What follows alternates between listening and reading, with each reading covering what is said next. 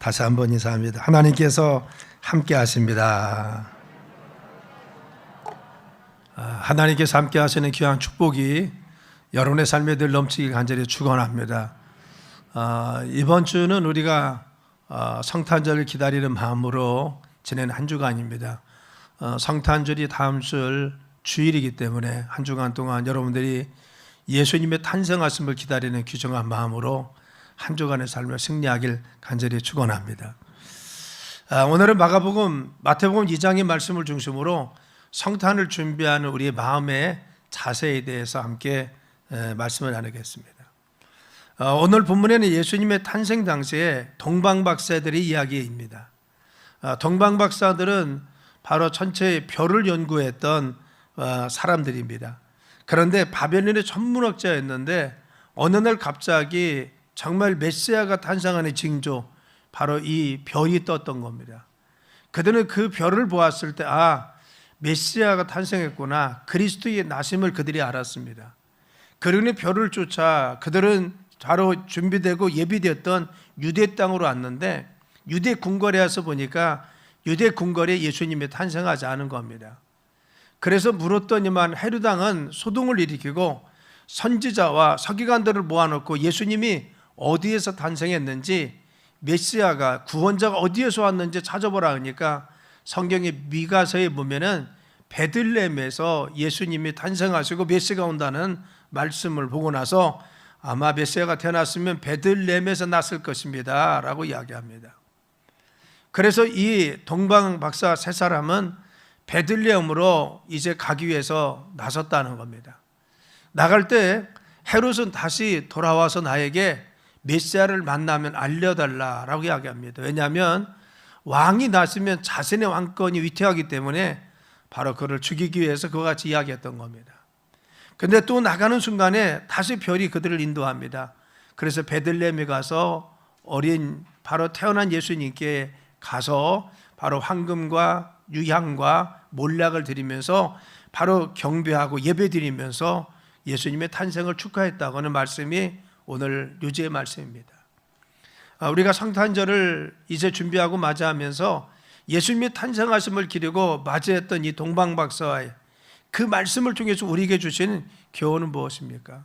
이 동방박사 세 사람을 통해서 하나님 우리에게 주시는 메시지가 뭔지 그것을 같이 나눠보려고 하는 겁니다. 첫째는 우리가 성탄을 준비하면서 예수님의 탄생하심을 맞이하는 이 삶은 어떻게 준비하느냐? 바로 하나님 인도하심을 따라 준비하는 것이 중요하다는 겁니다. 그래서 박사들은 철저히 그 하늘에 있는 별을 보고 그들은 인도함을 받았습니다. 그래서 9절에 보면 박사들이 왕의 말을 듣고 갈새 동방에서 보던 그 별이 문득 앞서 인도하여 가다가 악이 있는 곳 위에 머물러 서 있었다는 겁니다. 그들이 출발도 별을 보고 출발을 했습니다. 그래서 별을 보고 인도를 받았습니다. 그리고 또한 헤롯 궁정을 나왔을 때도 하나님은 이 별을 통해서 그들을 바로 이 베들레헴에 있는 마국간 예수님의 탄생했던 그 집까지 가서 그곳에 머물러서 그것을 인도했다는 겁니다. 마치 모세가 구름기둥과 불기둥을 통해서 그 광야의 삶을 인도함 받듯이 이 동방박사들은 별을 통해서 하나님 인도함 받아서 바로 그리스도 예수님께 나간 것을 볼 수가 있는 것입니다. 우리의 삶에 정말 성탄을 기도는 우리의 삶 가운데 주님이 주시는 메시지는 무엇입니까? 하나님의 인도하심을 따라 너희들의 삶을 살아가라는 것입니다. 우리는 앞길을 아무도 알지 못합니다. 이스라엘 백성들이 광야에 나섰을 때 자신들이 어디로 가야 될지 몰랐습니다. 그런데 하나님은 구름기둥과 불기둥을 통해서 철저히 그들이 가야 할 길, 또 나갈 길, 그들이 머물러야 될 때를 정확하게 말씀하시고 그들을 인도하여 주었습니다. 마찬가지입니다. 하나님은 동방 박사들에게 정말 예수님께 나가는 길을 인도하는데 별을 통해서 인도하셔서 그 뜻에 순종해 갔더니만 하나님은 그들의 삶을 바로 예수님께 인도하셔서 주님께 경배드리게 했다는 겁니다. 이사야서 48장 17절 말씀에 보면은 너희의 구속자시오 이스라엘에 거룩하신 이이신 여호와께서 이르시되 나는 내게 유익하도록 가르치고 너를 마땅히 행할 길을 인도하는 내 하나님 여호와라겠어요. 우리에게 유익을 주시는 분이 하나님이십니다. 하나님은 우리를 인도하셨는데 어디를 유익한 곳으로, 우리가 좋은 곳으로 인도하신다는 거죠.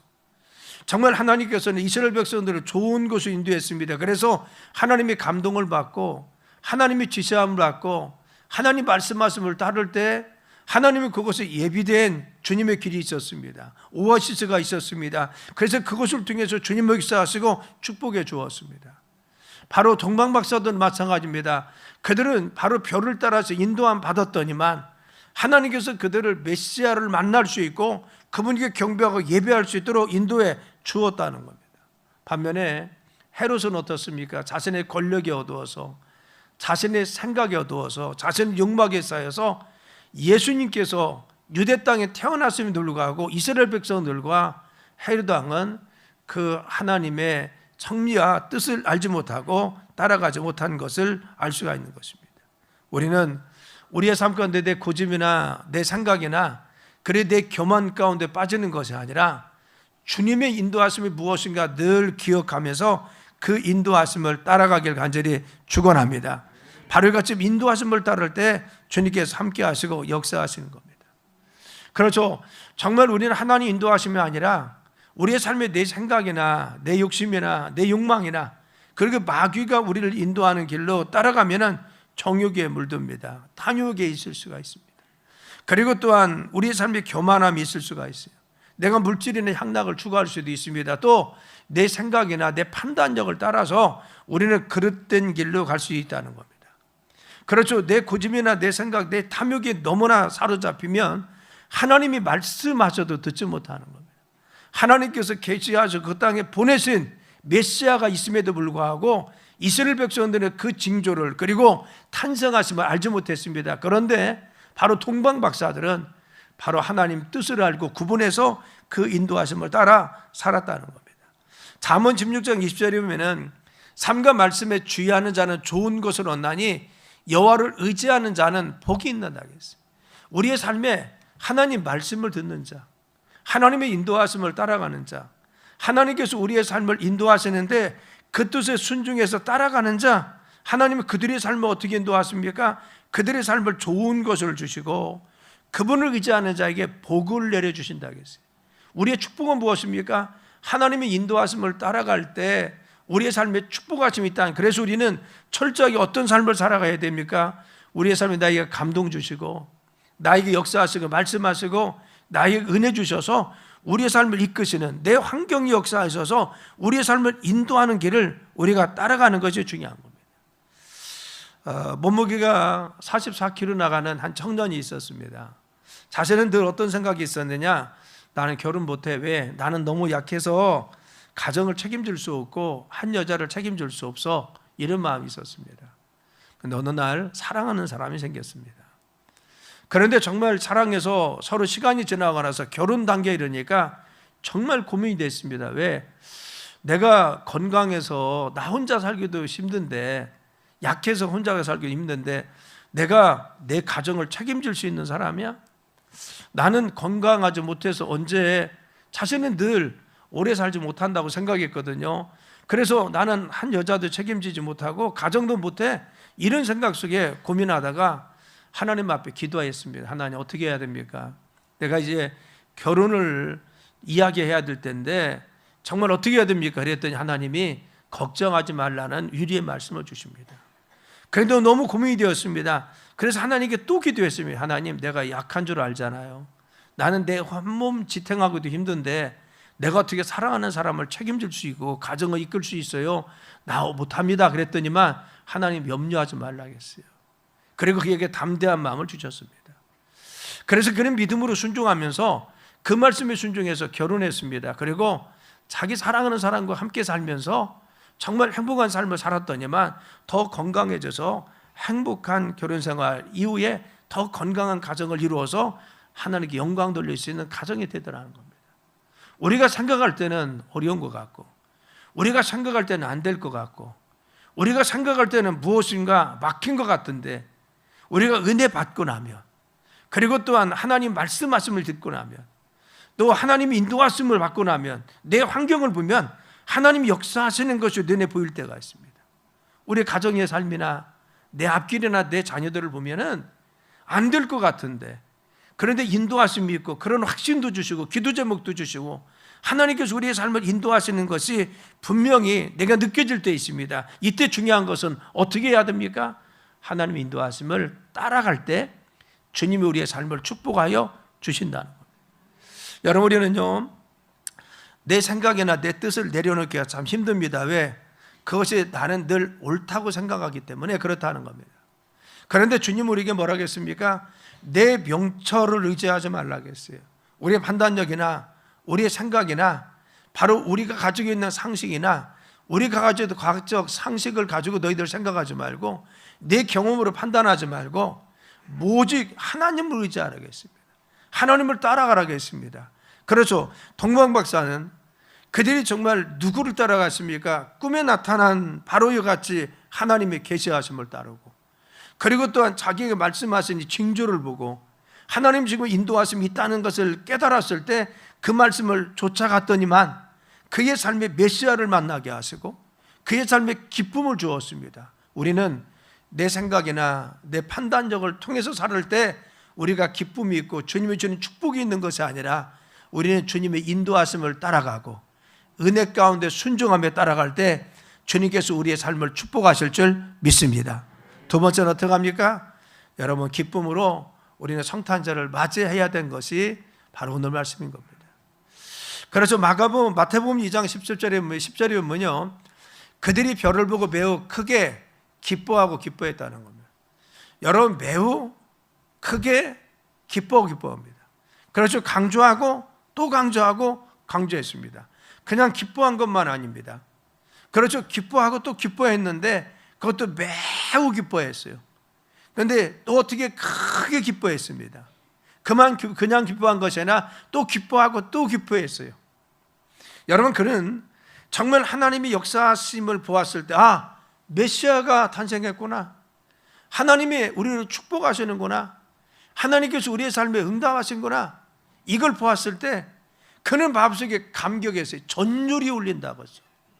그렇죠. 정말 하나님이 살아계셔서 내 삶에 지금 역사하셔서 이 시대에 하나님이 메시아를 보내주셨네, 우리의 삶에 기쁨 주시려고 구원자를 보내주셨네, 이 사실을 그들이 별을 보고 보았을 때 그들은 전율이 울렸습니다. 그래서 소름이 돋는다고 하죠. 소름 끼친다는 거죠. 내 삶에 그 말씀을 듣고 났더니 정말 소름이 끼칠 정도로 하나님 이렇게 살아서 역사하시네, 하나님 지금 내 삶에 이렇게 관여하시네, 하나님 이런 은혜 주었네, 내 마음속에 감격하고 감동하고 내 마음속에 요동치는 이 정말 마음을 추스리고 가눌 수가 없었다는 겁니다. 우리가 하나님의 살아계심을 느꼈을 때 이런 감격의 마음이 있습니까? 우리가 감성의 시대라고 하죠. 여러분, 무엇인가 우리 마음속에 느껴야 되는 거예요. 요즘 젊은이들은요, 바로같이 자기 마음속에 느껴야 됩니다. 이성적으로 아무리 이해가 돼도 여러분, 자기 마음속에 움직이지 않으면요, 감성이 움직여야 되면 따라가지 않습니다. 그렇죠. 그들의 감성이 움직여 감동되어야 됩니다. 그런데 중요한 것은 정말 우리 마음속에 그런 하나님의 역사하심을 보았을 때, 그리고 또 하나님이 내 삶에 간섭하심과 응답하심을 우리가 들었을 때, 하나님이 지금 이렇게 인도하시는구나, 하나님 뜻이 이것이구나, 하나님이 이런 은혜 주었을 때, 이럴 때 우리가 정말 소름 돋는 그런 기쁨이 있습니까? 내가 주님 앞에 감격하면서 하나님이 기억사하시네, 이런 은혜 주시네, 이렇게 지금 나를 만나 주시네, 나에게 지금 역사하시네, 이런 감동이 있습니까? 동방 박사들은 그런 감동이 있었다는 겁니다. 그런 감격이 있었습니다. 하나님 역사하심에 대해서 감동받고 감화되었습니다. 그들을 하나님 축복하신 겁니다. 시편 37편 4절이면은 또 여호와를 기뻐하라, 그가 내 마음의 소원을 내게 이루어 주시리라. 아멘.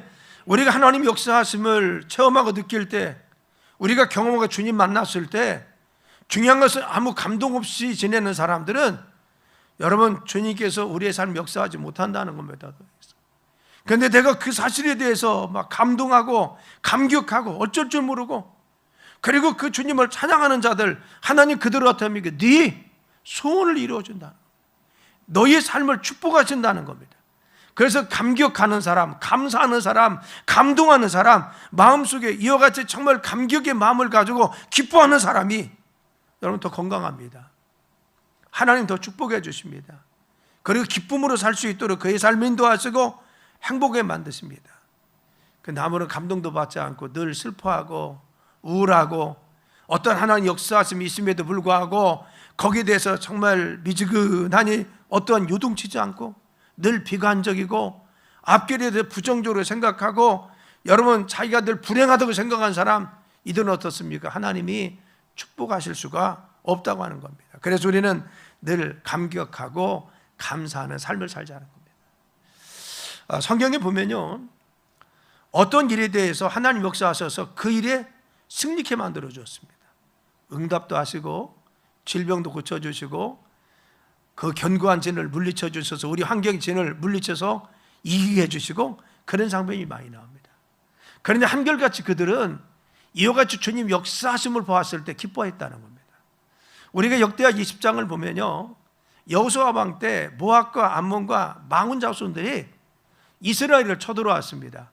그런데 그들을 감당할 능력도 없고 힘도 없습니다. 그래서 여호수아박과 그리고 백성들은 하나님이 금식하며 기도했습니다.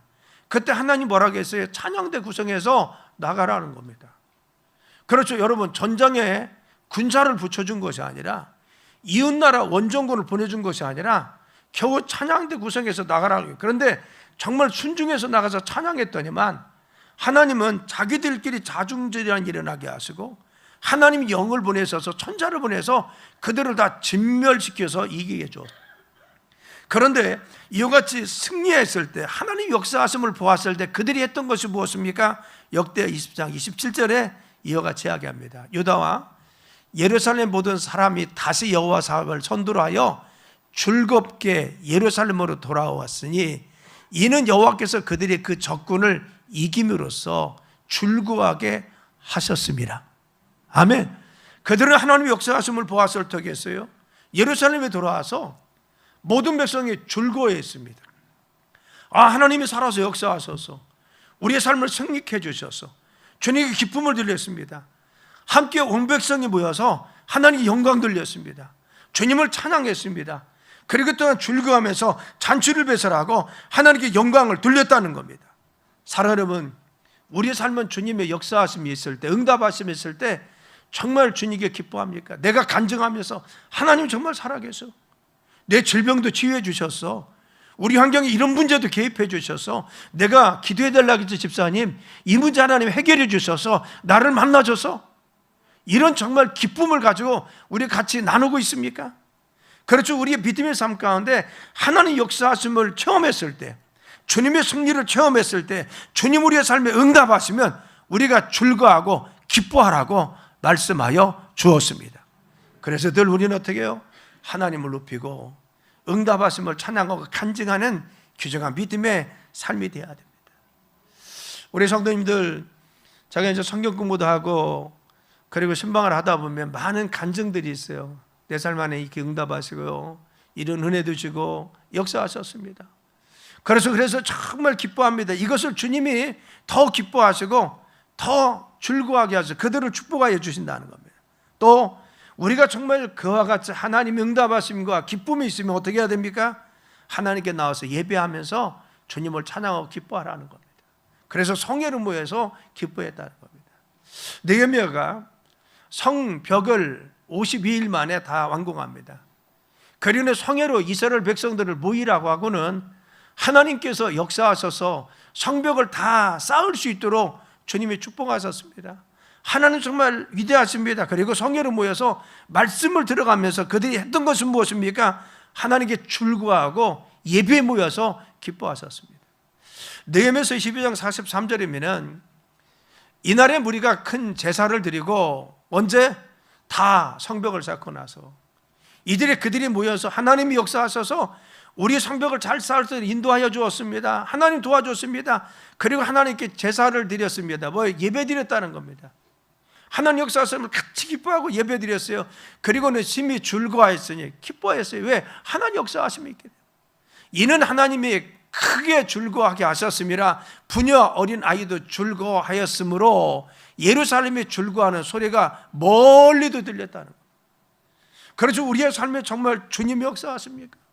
하나님께서 순간순간 말씀하셔서 내 삶에 질병도 이기게 해주시고 어려움도 극복하게 해주시고 우리 삶에 응답하심이 있고 그 또한 인도하심이 있습니까? 이때 중요한 것은 너희들이 모여서 하나님께 성회로 모여서 하나님께 예배하며 기뻐하라는 겁니다. 하나님께 즐거워하고 감사드리라는 것입니다. 그래서 예배는 무엇입니까? 주님께 기쁨의 제사를 드리는 것입니다. 하나님이 역사하심과 응답하심, 내 삶의 살아계심에 대해서 정말 그분을 찬양하면서 주님께 경배하면서 그분을 높이는 것이 예배인 줄 믿습니다. 뿐만 아닙니다. 하나님 응답하시고 역사할 때뿐만 아니라 고통 중에도 너희들 기뻐하라고 말씀합니다. 그래서 욥기서 10장에 보면은 그리할지라도 내가 오히려 위로를 받고 그칠 줄 모르는 고통 가운데서도 기뻐하는 것이라 했어요. 내가 정말 그칠 줄 모르는 고통이 욥의 삶에 있었는데 그래도 그 가운데서도 기뻐하는 것은 내가 걸어가신 이의 말씀을 거역하지 아니하라고 했어요. 하나님 늘 기뻐하고 감사하기 때문에 그 말씀을 거역하지 않기 위해서 내가 응답받을 때만, 내가 축복받을 때만 내가 기뻐한 것이 아니라 어려움 속에서도 주님이 기뻐하라기 때문에 고통 속에서도 기뻐한다. 내 삶에 질병이 있고 어려워도 나는 주님께 기쁨을 드리고 감사하고 영광을 돌립니다. 그래서 나는 기쁨으로 삶을 삽니다 뿐만 아닙니다. 마태복음 5장에 보면 박해 중에서도 핍박을 받아도 기뻐하라고 했어요. 그래서 11절로 12절에 나로 말미암아 너희를 욕하고 박해하고 거짓으로 너희를 거슬러 모든 악한 말을 할 때 너희에게 복이 있나니 기뻐하고 즐거워하라. 하늘에서 너희 상이 큼이라. 너희 전에 있던 선지자들도 이같이 박해하였느니라. 아멘. 그렇죠. 너희들이 예수 믿는 것 때문에, 봉사하는 것 때문에, 내가 열심히 하는 것 때문에 때로는 비난을 받고 박해를 받고 어려움 당해도 너희들 기뻐하라는 겁니다. 왜? 너희들이 이 삶에 고난을 겪고 역경을 당하고 박해를 받으면서 이 땅에서 그 축복의 열매 맺지 못할지라도 너희들이 크게 기뻐할 것은 복이 있는데 하늘나라에 가면 영원한 상이 있기 때문에 너희들 이 땅에서 고난 고통이 있어도 거기에 좌우되지 말고 기뻐해. 할렐루야. 이것이 주님 말씀입니다. 우리는 이 땅에서 누리는 축복만 있는 것이 아니라 영원한 하늘에서 귀한 영광이 있고 하늘에서 귀한 축복이 있고 하늘에서 귀한 영원히 영생하는 그곳에서 받는 하나님 면류관이기 때문에 늘 어떤 상황 속에서도 주님께 기뻐하는 삶이 되어야 될 줄 믿습니다. 그래서 빌립보서 4장 4절이 뭐라 하겠습니까? 주 안에서 항상 기뻐하라겠어요. 믿음 안에서 항상 기뻐하라는 겁니다. 너희들이 주님 안에서 주님을 의지하면서 항상 기뻐하라. 내가 다시 말한다겠어요. 거듭 강조합니다. 기뻐하라겠어요. 어떤 상황 속에서도 기뻐하라.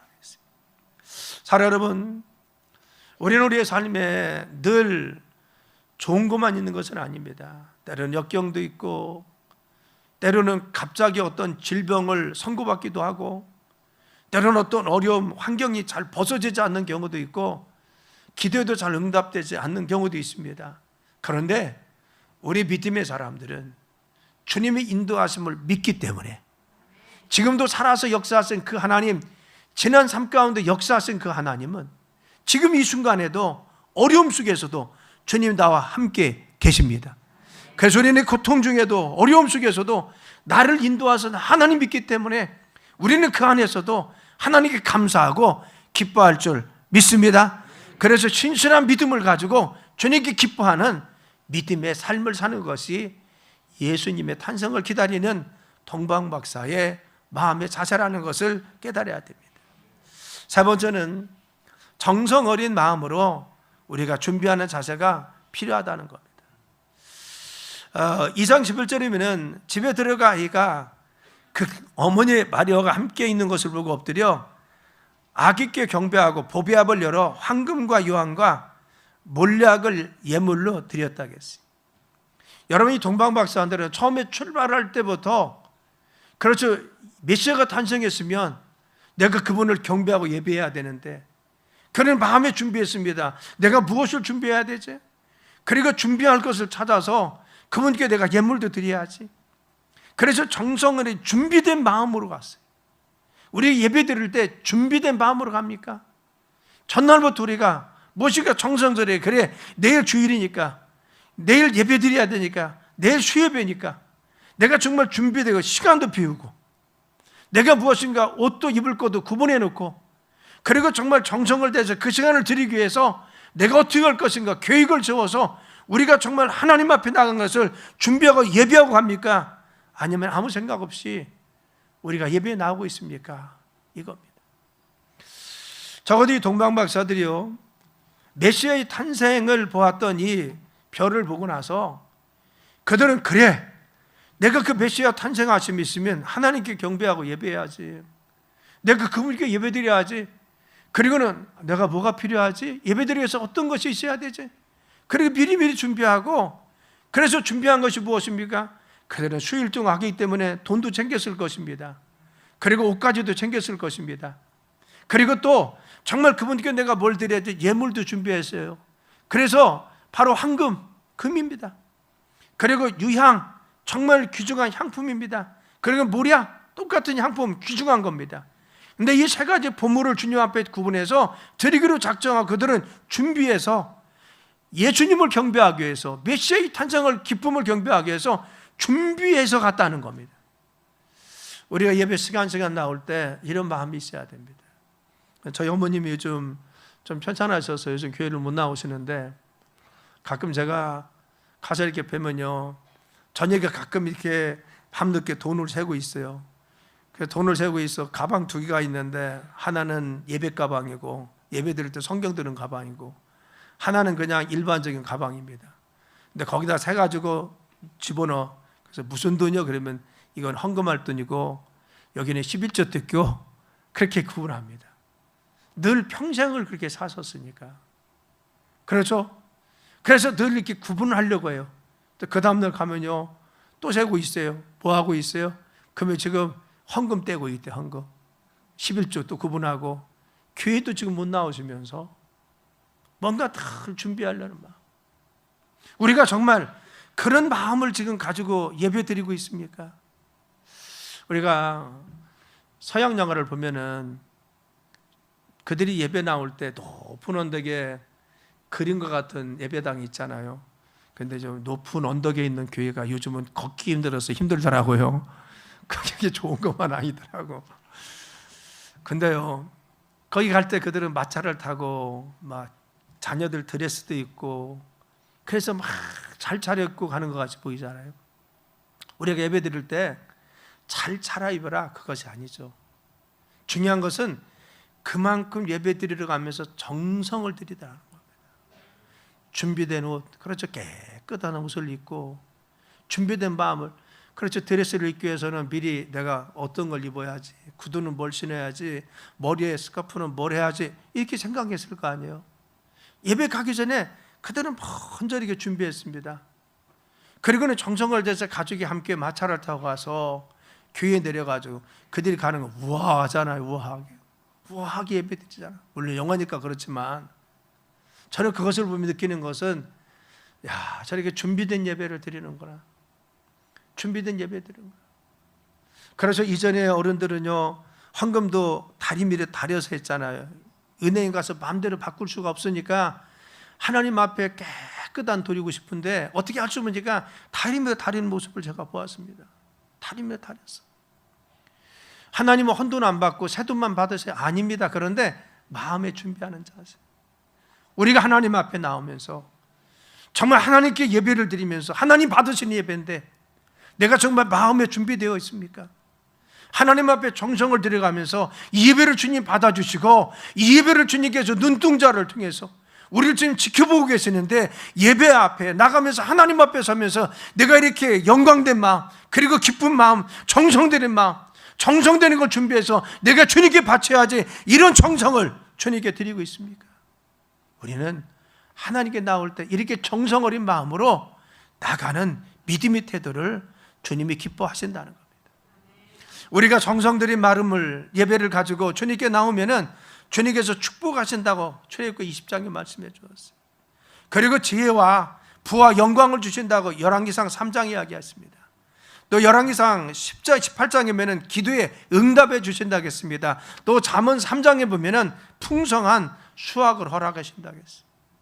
하나님의 정성된 예배를 준비해서 나오는 자, 정성스럽게 예배를 드리면서 주님 만나기를 소원하는 자들, 하나님이 그 삶을 축복하여 주시고 지혜와 그리고 부와 영광을 주시고 기도 응답해 주시고 풍성한 수확을 주실 줄 믿습니다. 우리는 예배 시간 나올 때마다 우리의 중심을 드리고 정성을 다하는 믿음의 준비의 자세가 필요하다는 겁니다. 네 번째는 순종함으로 준비하고 나와야 됩니다. 순종하는 자세입니다. 오늘 12절 말씀에 보면요, 그들은 꿈에 헤롯에게로 돌아가지 말라 지시함을 받아 다른 길로 고개 돌아갔다 했어요. 헤롯은 분명히 자기의 궁궐을 들렸다가 하겠어요. 그런데 꿈에 하나님께서 너 헤롯 가지 말고 네 길 가라고 했을 때 그들은요, 이 세 동방박사는 한결같이 헤롯에게 가지 않고 사람의 말 듣지 않고 하나님 말씀에 순종에 따라갔다는 겁니다. 그래서 그냥 고국으로 갔다는 겁니다. 그 당시 문헌에 보면요, 역사적으로 성경도 나오고 그러는데 역사적으로요, 그 당시 헤롯 왕은 어린 아이들을, 수없이 많은 바로 아이들을 예수님을 죽이기 위해서 몇 년에 다 죽입니다. 그래서 학살이 정말 일어났습니다. 왜? 메시아가 탄생했다는 이 이야기를 정말 알고 나서는 죽이기 위해서. 예수님은 잠시 피해 있었잖아요. 사셨습니다, 정말. 그렇죠. 만일 하나님 음성을 따르지 않았다면 주님의 뜻을 이룰 수가 없었습니다. 우리가 중요한 것은 하나님께 순종하는 것이 때로는 힘들고 어렵습니다. 그런데 중요한 것은 우리가 하나님이 말씀하실 때 정말 순종하는 믿음의 태도를 가지고 삽니까? 하나님 말씀하십니다. 그렇죠. 세상의 기치나 내 생각대로 따라가면 쉬운 것입니다. 그런데 주님의 뜻을 따르는 게, 주님의 뜻을 따르는 것이 어렵고 힘들 수가 있습니다. 그런데 우리가 그때 중요한 것은 주님의 뜻을 따르는 것이 중요하다. 예수님이 이제는 마지막 사역에 나왔습니다. 그것은 인류를 위해서, 모든 사람들의 죄를 위해서 마지막 십자가를 지시고 돌아가시고 대속의 죽음을 맞이하는 것입니다. 마지막 예루살렘에 올라가서 이제 그날이 가까워서 너무 괴로웠어요. 그래서 야고보와 요한과 베드로를 데리고 바로와 같이 산에 올라갑니다. 그리고 돌 던질 만큼, 그렇죠, 몇십 미터 안 되는 겁니다. 그 거리 좀 떨어져서, 야, 내가 고민해 죽겠으니 너희들 나를 위해서 좀 기도해 줘라. 그리고는 거기 올라가서 혼자 하나님 앞에 정말 결단하고 기도합니다. 하나님, 이 쓴 잔을 내게서 옮겨주세요. 내가 마땅히 이 십자가를 지는 것이 당연하지만, 그러나 하나님 정말 이 쓴 잔을 지는 것이 너무 멸시를 받아야 되고 모욕을 받아야 되고 육신적인 고통을 감내해야 되고 그리고 침뱉음을 받아야 되고, 하나님 이것이 너무 힘들고 어렵습니다. 하나님 정말 힘들고 어려운데 하나님 이 쓴 잔을 좀 내게서 좀 옮겨주세요. 얼마나 힘들고 어려면 제자들에게 부탁하고 예수님이 그와 같이 하나님께 통곡하면서 기도합니까? 근데 제자들은 그것도 모르고 정말 씩씩거리고 자고 있습니다. 그래서 예수님 뭐라고 했어요? 그들을 혼내키고 그리고 시험에 들지 말고 깨워서 기도하. 나와 한시도 함께 깨어있지 못하느냐 나무랍니다. 근데 마지막 세 번째 기도하고 나서 어떻게 했어요? 하나님, 주님의 뜻이면 내가 순종하겠습니다. 여러분, 정말 그것을 감당하기가 힘들었지만 주님의 뜻이기 때문에 예수님의 그 뜻에 순종해서 내가 주님의 뜻이면 내 생각 내려놓겠습니다. 내 편안함 내려놓겠습니다. 내 자존심도 내려놓겠습니다. 그리고 하나님 원하시면 내가 십자가를 묵묵히 지겠습니다. 이 사명 감당하겠습니다. 그리고 대속의 죽음을 통해서 모든 인류의 죄를 씻어 주셨습니다. 이것이 하나님의 은혜입니다. 끝까지 주님 뜻에 순종한 겁니다. 우리는 주님의 뜻을 따르기가 힘들고 어려울 때 있습니다. 저도 그렇습니다. 저도 제가 정말 기도하면서 때로는 갔는데 내가 같이 확신을 하고 열심히 했는데 하나님이 그거 비우라고 말씀하실 때 있어요. 그렇죠. 그거 내려놓으라고 하십니다. 하나님께서 너 그 자리 가냐 다른 곳으로 가라고 할 때가 있습니다. 이때 중요한 것은 무엇입니까? 내려놓기가 힘든 겁니다. 그래서 많은 밤을 새워서 울어야 되고, 하나님 꼭 그래야 되냐고 질문해야 되고, 정말 우리가 그런 고비와 그런 마음의 고통과 법률을 하나님께 쏟을 수밖에 없는 그런 어려움들이 있습니다. 그런데 중요한 건 뭡니까? 우리가 주님 뜻에 순종하다 보면 주님은 다른 계획을 통해서 우리의 삶의 역사하심을 우리가 할 수 있는 것입니다. 때로는 내게 유익이 되는 건데 주님 내려놓고 하십니다. 나는 이것이 옳다고 해서 가고 있는데 하나님 아니라고 합니다. 야, 그것이 아니야. 이 길로 가. 그 길 가야 돼. 그렇게 따라야 돼. 말씀하십니다. 여러분, 우리의 삶에 무엇인가 내려놓고 비움의 시간이 있습니다. 언제? 주님 말씀하실 때. 이때 중요한 것은 무엇입니까? 그걸 내려놓기가 너무 힘듭니다. 그래서 울고 하나님 앞에 통곡하고 밤을 새워가면서 주님 그렇게 해야 됩니까? 그리고 또한 견디기 어려워서 주님과 같이 우리가 몸부림쳐야 될 때도 있습니다. 그런데 중요한 것은 하나님은 우리의 삶을 그곳으로 인도하셔서 당신의 뜻 가운데 주님의 뜻을 이루어주는 것을 알 수가 있는 것입니다. 우리는 우리의 편안함만을 쫓지 말자는 겁니다. 내 생각만을 따라 살지 말자는 겁니다. 내 옳은 것만 추구하지 말자는 겁니다. 주님 은혜 주시고 내 삶을 강력하게 무엇인가 턴시킬 때는 우리는 말씀에 순종해서 도를 줄 알아야 됩니다. 내 자신을 비워서 그 말씀에 순종해서 정말 우리가 비켜설 줄 알아야 됩니다. 내 고집도 꺾을 줄 알아야 됩니다. 순종하는 삶, 이것이 유구하시는 하나님의 뜻이라는 것을 우리는 깨달아야 됩니다. 사랑하는 성도 여러분, 우리가 이제는 성탄을 맞이합니다. 다음 주에 우리가 성탄절이고 성탄주일로 지킵니다. 예수님의 탄생하심을 기다리고 만났던 동방 박사들과 같이 늘 주님의 인도하심이 어디에 있는지, 주님의 은혜가 어디에 있는지, 하나님께서 내 삶을 어떻게 인도하시는지 늘 그 뜻을 여러분들이 찾아보시길 간절히 축원합니다. 그리고 그 말씀 가운데 여러분이 순종할 때, 정말 기쁨으로 순종할 때 주님이 역사하시고, 하나님 뜻을 순종할 때 우리가 억지로 하는 것이 아니라, 그렇죠. 에레미야서 29장에 뭐라고 했어요? 나는 너에 대한 생각을 내가 알고 있는데 재앙이 아니라 장차 미래에 너희들이 소망을 주고 희망을 주는 것, 평안을 주는 것이 내 생각이라는 겁니다. 하나님은 우리 길을 인도하시는 분명한 뜻이 있습니다. 평안을 주시고 소망을 주시고 그 다음에 우리의 삶에 희망을 주시는 것이 주님의 인도하심입니다. 여러분, 정말 주님 뜻에 온전히 순종하고 말씀을 따라가는 삶이 되어서 우리의 삶에 주시는 주님의 평강과 소망과 기쁨을 누리는 여러분 되시길 예수님의 이름으로 축원합니다. 기도합니다. 하나님 감사합니다. 주의 은혜 가운데 저희들을 붙들어 주셔서